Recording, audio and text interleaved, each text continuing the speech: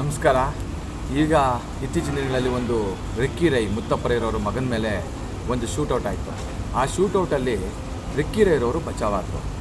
ತಾವು ದಯವಿಟ್ಟು ಒಂದಿನ ತಿಳ್ಕೊಬೇಕು, ಕೆಲವೊಂದಷ್ಟು ಜನ ಅದು ಫೇಕ್ ಇರಬಹುದಾ ಅನ್ನೋ ಪ್ರಶ್ನೆಗಳು ಮಾಡಿದ್ದಾರೆ. ಯಾರಾದರೂ ಆಗಲಿ ಒಂದು ಯೋಚನೆ ಮಾಡಿ, ಒಂದು ಬುಲೆಟ್ ಯಾರ ಮಾತನ್ನು ಕೇಳೋದಿಲ್ಲ.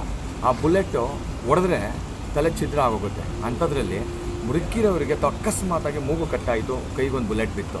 ಒಂದು ಸಲ ಯೋಚನೆ ಮಾಡಿ ನೋಡಿ, ರಿಕ್ಕಿ ರೈರವರು ಅಕಸ್ಮಾತ್ ಏನಾದರೂ ಒಂದು ಸ್ವಲ್ಪ ಮುಂದೆ ಇದ್ದರೆ ತಲೆಗೆ ಹೊಡೆದಿದ್ರೆ ಆ ಬುಲೆಟು ತಲೆ ಛಿದ್ರ ಆಗೋಗ್ತಾಯಿತ್ತು. ಯಾಕಂದರೆ ಆ ಒಂದು ಬುಲೆಟ್ ಇದೆಯಲ್ಲ ಸೈಜು, ಅದು ತುಂಬ ದೊಡ್ಡದು. ಅದು ಆನೆ ಹೊಡೆದ್ರು ಕೂಡ ಆನೆ ಕೂಡ ಸಾಯುವಂಥ ಒಂದು ಬುಲೆಟ್ ಅದು. ಅಂಥ ಬುಲೆಟ್ ಶೂಟೌಟ್ ಅವ್ರ ಮೇಲೆ ಆಗಿದೆ ಅಂತ ಅನ್ನೋದಾದರೆ ಯೋಚನೆ ಮಾಡ್ಕೊಳ್ಳಿ, ಅಂಥದ್ದು ಫೇಕ್ ಆಗುತ್ತಾ? ಎರಡನೇದು, ರಿಕ್ಕಿ ರೈರವ್ರ ಹತ್ರ ಒಂದು 2 ಬುಲೆಟ್ ಪ್ರೂಫ್ ಕಾರ್ ಇದೆ. ಆ ಥರ ಫೇಕ್ ಆ ಥರ ಆಗಬೇಕು ಅನ್ನೋದು ಆಗಿದ್ದಿದ್ರೆ ಅವ್ರು ಯಾಕೆ ಆ ಕಾರಲ್ಲಿ ಫಾರ್ಚುನರ್ ಕಾರಲ್ಲಿ ಹೋಗ್ತಾಯಿದ್ರು? ಅವರು ಯೂಶ್ವಲಿ ರೆಗ್ಯುಲರಾಗಿ ಪ್ರತಿ ದಿವಸ ಓಡಾಡುವಂಥ ಕಾರು ಫಾರ್ಚುನರು. ಹಾಗಾಗಿ ಹೋಗಿದ್ದಾರೆ. ಹೋಗಬೇಕಾದ್ರೆ ಶೂಟೌಟ್ ಆಗಿದೆ. ಶೂಟೌಟ್ ಆದಾಗ ಅವ್ರ ಜೀವ ಅಪಾಯದಿಂದ ಒಂದು ತಪ್ಪಿಸ್ಕೊಂಡಿದ್ದಾರೆ. ಅಂಥದ್ರಲ್ಲಿ ಅವ್ರಿಗೆ ಒಂದು ರಕ್ಷಣೆ ಕೊಡಬೇಕು.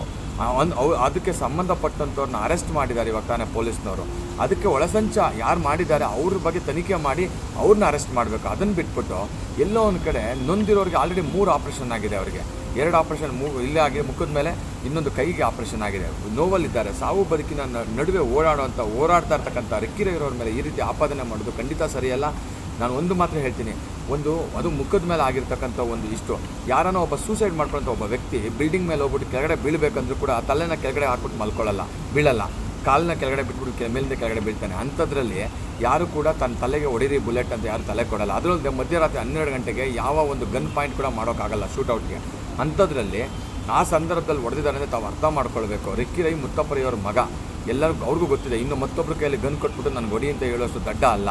ಅದನ್ನು ತಾವು ಎಷ್ಟೋ ಜನ ಅರ್ಥ ಮಾಡ್ಕೊಬೇಕು. ಈ ಥರ ಸೂಕ್ಷ್ಮವಾದಂಥ ವಿಚಾರಗಳನ್ನ ತಪ್ಪಾಗಿ ಯಾವತ್ತೂ ಕೂಡ ಬೆಂಬಲಿಸಬಾರ್ದು. ಯಾಕಂದರೆ ಅದರಿಂದ ಅವ್ರಿಗೂ ಕೂಡ ಘಾಸಿ ಆಗುತ್ತೆ. ಇವತ್ತು ಎಲ್ಲೋ ಒಂದು ಕಡೆ ಒಂದಷ್ಟು ಜನ ಸಮಾಜ ಸೇವೆಗೆ ಅವ್ರು ತೊಡಗಿಸ್ಕೊಂಡಿದ್ದಾರೆ. ಇತ್ತೀಚಿನಗಳಲ್ಲಿ ನಾನೇ ಅವ್ರಿಗೆ ಒಂದು ಏನೋ ವಿಚಾರ ಹೇಳಿದಾಗ 250 ಜನ ಅಪ್ಪ ಅಮ್ಮ ಇಲ್ದಿರೋಂಥ ಅನಾಥ ಮಕ್ಕಳುಗಳಿಗೆ ಅವರು school fees, college fees, SSLC pass ಆದವ್ರಿಗೆ, PUC ಈ ಥರ ಆಗಿರತಕ್ಕಂಥ ಮಕ್ಕಳುಗಳಿಗೆ ಫೀಸ್ಗಳಿಗೆಲ್ಲ ಅರೇಂಜ್ ಮಾಡಿಕೊಟ್ರು. ಈ ಥರ ಇರ್ತಕ್ಕಂಥ ಒಂದು ಒಳ್ಳೆ ಮುಗ್ಧತೆ ಇರ್ತಕ್ಕಂಥ ಒಂದು ಹುಡುಗ ಮುತ್ತಪ್ಪರೈರವ್ರ ಮಗ. ಎಲ್ಲೋ ಒಂದು ಕಡೆ ಮುತ್ತಪ್ಪರೈರವರ ವಿರೋಧಿಗಳು, ಅವರ ದುಷ್ಟರು ರಿಕ್ಕಿ ರೈರವ್ರಿಗೆ ತೊಂದರೆ ಮಾಡಿ ರಿಕ್ಕಿ ರೈರವರ ಅಣ್ಣನ ಮೇಲೆ ಬರೆಸಬೇಕು ಅನ್ನೋ ಒಂದು ಸ್ವಾರ್ಥ ಇಟ್ಕೊಂಡು ಒಳಸಂಚು ಮಾಡಿ ಆಗಿರ್ತಕ್ಕಂಥ ಒಂದು ಘಟನೆ ಇದು. ಹಾಗೆ ರಿಕ್ಕಿ ರೈ ಹೋಗಿದ ತಕ್ಷಣ ರಿಕ್ಕಿ ರೈ ಅಣ್ಣನ ಇಬ್ಬರೂ ಅಮ್ಮಕ್ಬಿಟ್ರೆ ಇದು ಯಾರಿಗೆ ಬೆನಿಫಿಟ್ ಆಗ್ತಾಯಿತ್ತು ಅಂತ ನೀವೇ ಯೋಚನೆ ಮಾಡ್ಕೊಳ್ಳಿ. ಇನ್ನು ಕೆಲವೊಬ್ರು ಹೇಳ್ತಾಯಿದ್ರು ರಿಕ್ಕಿ ರೈರವರು ಯಾರೋ ಕೆಲಸದವ್ರಿಗೆ ಅವ್ರಿಗೆ ಏನೂ ಕೊಟ್ಟಿಲ್ಲ ಅಂತ. ಅದನ್ನು ಕೆಲಸದವ್ರು ಹೇಳಬೇಕು, ಯಾರೋ ಬಂದು 3ನೇ ವ್ಯಕ್ತಿ ಹೇಳೋದಲ್ಲ. ಯಾಕಂದರೆ ಅವ್ರು ಎಷ್ಟು ಜನಕ್ಕೆ ಎಷ್ಟು ಒಳ್ಳೇದು ಮಾಡಿದ್ದಾರೆ ಅನ್ನೋದು ಜನಕ್ಕೆ ಅವ್ರು ಮಾಡಿಸ್ಕೊಂಡಂಥವ್ರಿಗೆ ಗೊತ್ತಿರುತ್ತೆ. ಸೊ ಹಾಗಾಗಿ ದಯವಿಟ್ಟು ಈ ಥರ ಸುಳ್ಳು ಸುದ್ದಿಗಳನ್ನ ಹಬ್ಬಿಸ್ಬೇಡಿ. ಆಮೇಲೆ ಪೊಲೀಸ್ನವರು ವಿಚಾರಣೆ ಮಾಡಿ ಆಲ್ರೆಡಿ ಒಬ್ಬ ನಮ್ಮ ಹತ್ರ ಅವನು ಗನ್ಮ್ಯಾನ್ ಅಂತ ಹೇಳ್ತಾರೆ, ಒಬ್ಬ ಗನ್ಮ್ಯಾನ್ ಅರೆಸ್ಟ್ ಮಾಡಿದ್ದಾನೆ. ಗನ್ಮ್ಯಾನ್ ಅಲ್ಲ, ಅವರು ಗೇಟ್ ಕೀಪರ್. ಅವರು ಗನ್ಮ್ಯಾನ್ ಇದ್ದ ಕೆಲಸದಿಂದ ಅವರು ಯಾವತ್ತೂ ರಿಟೈರ್ಡ್ ಆಗಿದ್ದರು. ಅವರು ಮುತ್ತಪ್ಪರೈರವ್ರು ಇರ್ಬೇಕಾದ್ರೆ ಗನ್ಮ್ಯಾನ್ ಆಗಿದ್ದರು.